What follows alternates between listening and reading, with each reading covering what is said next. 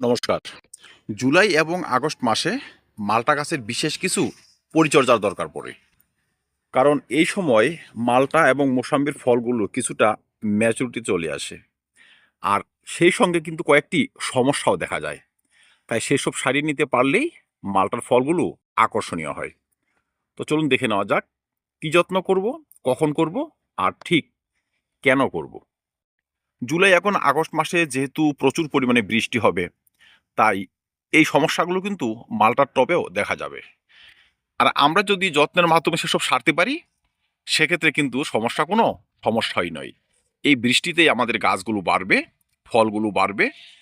প্রথম যত্ন হচ্ছে জুলাই এবং আগস্ট মাসের মধ্যে অন্ততপক্ষে ২ থেকে ৩ বার আমাদের পটাশিয়াম হিউমেট বা হিউমিক অ্যাসিড মাল্টা গাছের টবে দিতে হবে।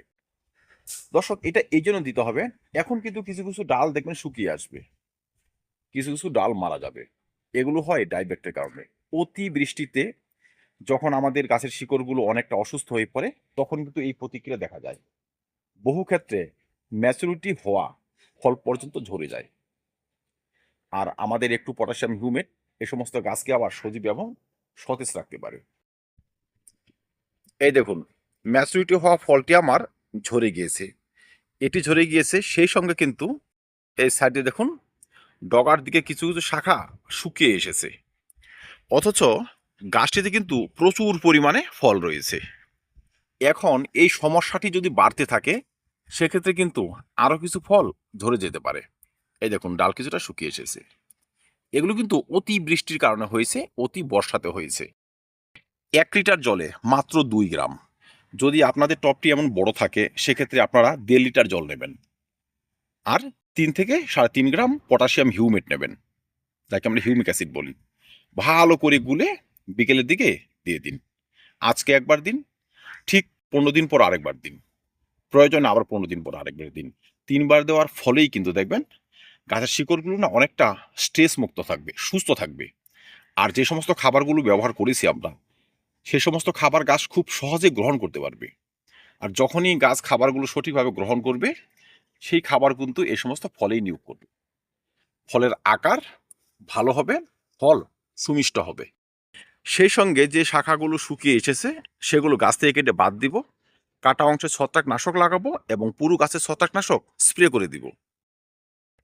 ২ নম্বরে হচ্ছে, এখন কিন্তু মাল্টা মোসাম্বি গাছগুলোতে কীটনাশক স্প্রে করতে হবে এবং ছত্রাকনাশকও স্প্রে করতে হবে। সময়টি যেহেতু বর্ষাকাল, এখন কিন্তু গাছের গ্রোয়িং পিরিয়ড, এখন কিন্তু গাছে নতুন শাখা পোশাক গজাবে। এই দেখুন, আমার এই মাল্টা গাছটিতে প্রচুর পরিমাণে ফল রয়েছে এবং সেই সঙ্গে কিন্তু নতুন নতুন শাখা বেরোচ্ছে। এখন এই সমস্ত শাখাকে নষ্ট করে দেওয়ার জন্য আবার কিন্তু চলে আসবে বিভিন্ন ধরনের পোকা, বিশেষ করে লিফ মাইনার, ফল ছিদ্রকারী পোকা, বিভিন্ন চোষক পোকা। তাদের হাত থেকে যদি আমরা শাখাগুলোকে সুস্থ এবং সতেজ রাখতে পারি, সেক্ষেত্রে আমাদের কীটনাশক এবং ছত্রাকনাশক দুই স্প্রে করতে হবে। কারণ এই কচি ডগাতে যদি একবার লিফ মাইনার আক্রমণ করে, সেক্ষেত্রে এই দেখুন এমন পাতা কুঁকড়ে যাবে। কুঁকড়ে যাওয়া পাতা গাছে থাকা না থাকা সমান। বা এখানে আবার চলে আসবে ক্যাঙ্কার। এক সময় হয়তো আমাদের এই শাখাটি কেটে বাদ দিতে হবে। তো দর্শক, এখন তো গাছ বাড়ার সময়, এখন যদি শাখা কেটে বাদ দিই, সেক্ষেত্রে শাখার সংখ্যা কমিয়ে যেতে পারে। বা এই সমস্ত শাখাকে যদি পরিণত হতেই না দিই, সেক্ষেত্রে পরবর্তীতে ফল মিনিমাম হতে পারে। তাই গাছের বাড় বৃদ্ধির জন্য কীটনাশক এবং বহু ক্ষেত্রে কিন্তু ছত্রাকের আক্রমণ হয়ে যায়। স্যাঁতসেঁতে আবহাওয়া থাকে তো, প্রচুর বৃষ্টি, কখনো কখনো আবার রোদ। তাই আমরা কীটনাশকের সঙ্গে ছত্রাকনাশক মিশিয়ে গাছে স্প্রে করব। যে সমস্ত লেবু গাছে এখন এমন ক্যাঙ্কারের মতো সমস্যা দেখা যাবে, সেই সমস্ত লেবু গাছে দিতে হবে পরাডোজের ছত্রাকনাশক, যেমন ব্লাইটক্স। তো দর্শক, যদি আপনারা ব্লাইটক্স ব্যবহার করেন, কীটনাশকের সঙ্গে না মিশে এক্সট্রা ব্যবহার করবেন। আর ম্যানকোজেব গ্রুপের ছত্রাকনাশক ব্যবহার করলে কীটনাশক ছত্রাকনাশক একত্রে মিশে স্প্রে করবেন। তবে ক্যাঙ্কার দেখা দিলে আপনারা ব্লাইটক্সি ব্যবহার করবেন। ৩ নম্বরে হচ্ছে, এখন মাল্টা গাছের গোড়া কিন্তু পরিষ্কার রাখতে হবে। অনেক সময় আমাদের মাল্টা গাছের গোড়া একদম আগাছা পূর্ণ থাকে, আগাছা রোগের জন্ম দেয়। তাই আমরা রোগ নয়, গাছকে রাখবো সুস্থ এবং সতেজ। মালটা গাছের গোড়াকে আগাছা মুক্ত রাখলে আরেকটি কাজ হবে, সেটা হচ্ছে, দেখুন আমি হয়তো এখানে খাবার ব্যবহার করেছি, ঠিক আছে? এখন যদি এখানে প্রচুর পরিমাণে ঘাস টাস হয়ে থাকে, আমাদের ব্যবহৃত খাদ্যের আধা আধি কিন্তু সেই ঘাসই গ্রহণ করে ফেলবে। আমাদের যে গাছ, যে আমাদের ফল দেবে, তার ভাগ্যেই কিন্তু অল্প একটু জুটবে। তাই সেসব করবেন না। সব সময় চেষ্টা করবেন এ সমস্ত গাছের গোড়া পরিষ্কার রাখার। তারপর আগাছাতে কিন্তু বিভিন্ন ধরনের পোকা চলে আসে, ঠিক আছে? তারাও এসে সেই বাসা বাঁধবে গাছে। তাই আমরা সব সময় আগাছা মুক্ত রাখবো। 2 থেকে আড়াই মাস পরেই কিন্তু এ সমস্ত ফলগুলো হারভেস্ট করা যাবে। এর আগে কিন্তু আমাদের পটাশিয়ামযুক্ত খাবার দিতে হবে। দর্শক, আমরা তো জানি যে পটাশিয়াম ফলের সুস্থতার সঙ্গে সঙ্গে ফলের মিষ্টতা কিন্তু নিয়ন্ত্রণ করে। এখন গাছে যদি পটাশিয়ামের ঘাটতি হয়, সেক্ষেত্রে ফলগুলো হয়তো ততটা মিষ্টতা নাও আসতে পারে। আবার অনেক সময় বর্ষাকালে অতিবৃষ্টির ফলে আমরা খাবার দিই না, সেক্ষেত্রে কিন্তু ফলের কোয়ালিটি ভালো হয় না, সাইজও ভালো হয় না। তাই এই সময় যদি আমরা একটু খাবার দিয়ে দিই, পটাশিয়াম মিশ্রিত মিশ্র খাবার, সেক্ষেত্রে কিন্তু খুব ভালো হয়। আর এই বর্ষার মধ্যে মাত্র 1 থেকে 2 বার ব্যবহার করলেই হবে। একটি 20 ইঞ্চি মালটার টবে আমরা যদি এখন খাবার ব্যবহার করি, সেখানে আমরা 4 থেকে 5 মুঠি খাবার ব্যবহার করতে পারবো। আমরা গোবর সার নিয়ে নিতে পারি, একদম পুরনো ঝুরঝুরে গোবর 2 থেকে আড়াই মুঠি, 1 মুঠি ভার্মি কম্পোস্ট, 1 মুঠি হাড় গরু। এনপিকে হিসেবে আমরা ব্যবহার করব মাত্র দুটো উপাদান। একটা হচ্ছে পটাশিয়াম, লাল পটাশ 15 গ্রাম, সিঙ্গেল সুপার ফসফেট 10 থেকে 15 গ্রাম। বাংলাদেশের বন্ধুরা টিএসপি নিয়ে নেবেন 10 থেকে 15 গ্রাম, ঠিক আছে? বোরন নিয়ে নেবেন 2 গ্রাম। আর ক্যালসিয়ামের সোর্স হিসেবে আপনারা নিতে পারেন ডিমের খোসা গুঁড়ো 20 গ্রাম, সর্ষের খোল 10 গ্রাম, ঠিক আছে? আর কিছুর প্রয়োজন নেই। এই উপাদানগুলো ভালো করে একত্রে মিশিয়ে আপনারা টবের মাটিতে ব্যবহার করে দিন। আজকে একবার করুন, ঠিক 1 মাস পর, আজ থেকে 1 মাস পর আরেকবার করে দিন। 2 বার খাবারটি দিন।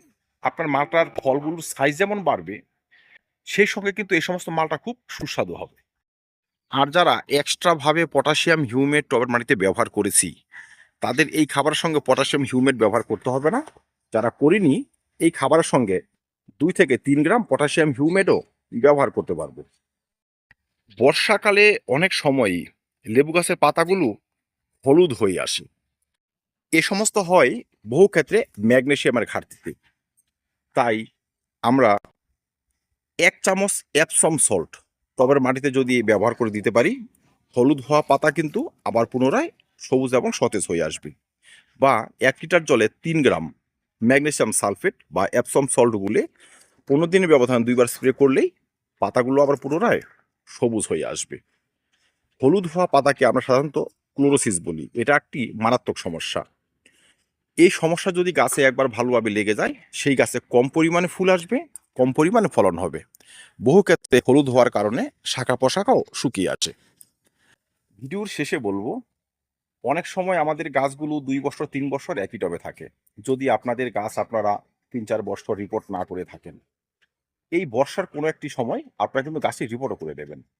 কারণ সময়টি হচ্ছে জুলাই মাসের শেষ, সামনে আগস্ট মাস, সেপ্টেম্বর, অক্টোবর, নভেম্বর, 3 মাস কিন্তু যত্ন করার আপনারা সময় পাবেন, ঠিক আছে? ডিসেম্বর মাস পুরোপুরি ডরমেন্সি, জানুয়ারি মাসের ফার্স্ট উইক থেকে মালটা গাছে ফুল দিয়ে আসবে। তাই যদি গাছ রিপোর্ট করার থাকে, একটু আগে যদি করতে পারি, নতুন মাটিতে গাছ যদি নিজেকে আবার মেলে ধরতে পারে, সেক্ষেত্রে এই সমস্ত গাছই পরবর্তীতে আবার বেশি বেশি পরিমাণে ফুল নিয়ে আসবে এবং বেশি বেশি ফলন হবে। তো দর্শক, আমি চাই মালটা গাছে আপনাদের ভালো করে ফল হোক, বেশি বেশি ফল হোক। সেজন্য একটু অ্যাডভান্স ভিডিও করার চেষ্টা করি। আর যে যত্ন করে আমি সাকসেস, আমি সেটাই কিন্তু শেয়ার করি। এর থেকে এক্সট্রা কিচ্ছু নয়। তো আমার 3-4টে মালটা গাছ রয়েছে, যথেষ্ট পরিমাণে ফলন কিন্তু প্রতিটা গাছেই রয়েছে। আর এই যত্ন করে আমি সাকসেস। তো ধন্যবাদ দর্শক। মালটা চাষ সম্বন্ধিত আরো ভিডিও রয়েছে চ্যানেলে, সেসব দেখে নেবেন। তার ব্যবস্থা একদম ইজি হয়ে যাবে। ধন্যবাদ, ভালো থাকবেন, সুস্থ থাকবেন। আর আমার চ্যানেলটি অবশ্যই সাবস্ক্রাইব করে নেবেন। ধন্যবাদ।